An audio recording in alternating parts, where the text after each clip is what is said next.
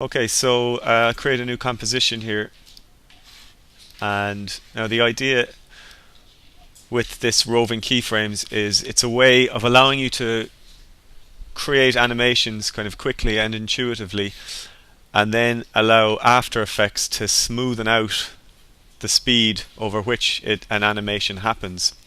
So if I use an example here of just some text, call this rove, so you'll be able to see it on the video, you'll know which one you're looking at. Okay, so the idea here is that you have an object, and that object is just going to have its position parameter or property changed.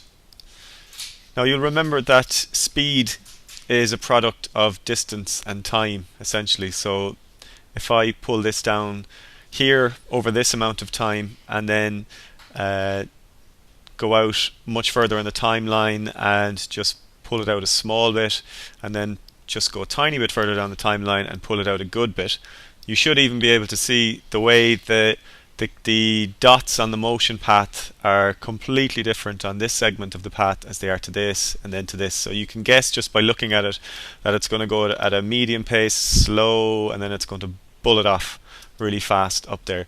So maybe you're working in such a way that you're not calculating every single segment of your motion path in such a way that it all matches up. So you might want this to move through the animation in a smooth and even sense.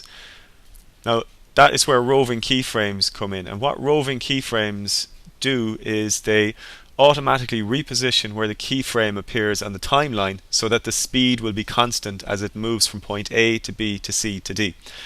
Now there's a little kind of a caveat here which should make sense to you when you think about it.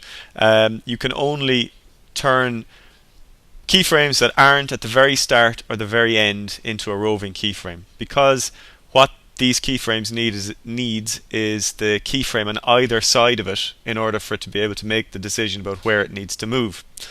So you could select one keyframe, but what I'll do is I'll select both keyframes here, and I'll control click and change it to rove across time.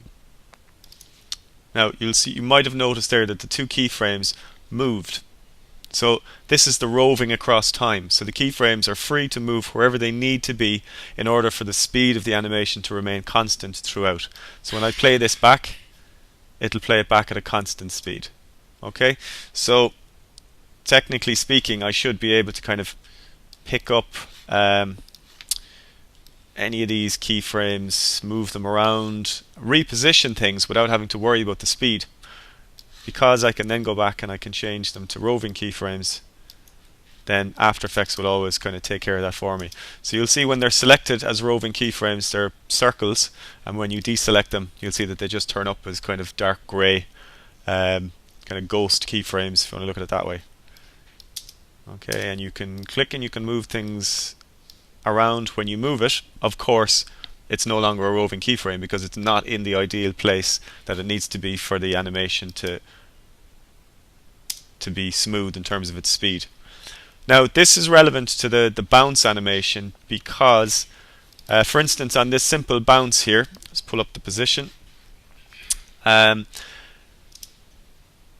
Bouncing, or the bouncing side of it, seems to be the easy part. So people aren't really having that much trouble getting it to hit the ground fast and come up fast, but people are getting slightly irregular results when it gets to the top. It kind of tends to go up and then come down at a slightly different speed and that kind of thing. So this kind of lends itself to just that one keyframe of the bounce where it gets to the top. So I've turned that into a roving keyframe, and it has the effect of smoothing out the timing around that keyframe.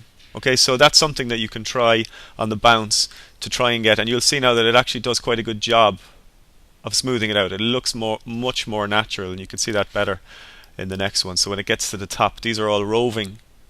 So it's repositioned the keyframe slightly so that it creates a perfectly even movement as it gets to the apex and then starts to come down again. Okay, so that's the idea of roving keyframes.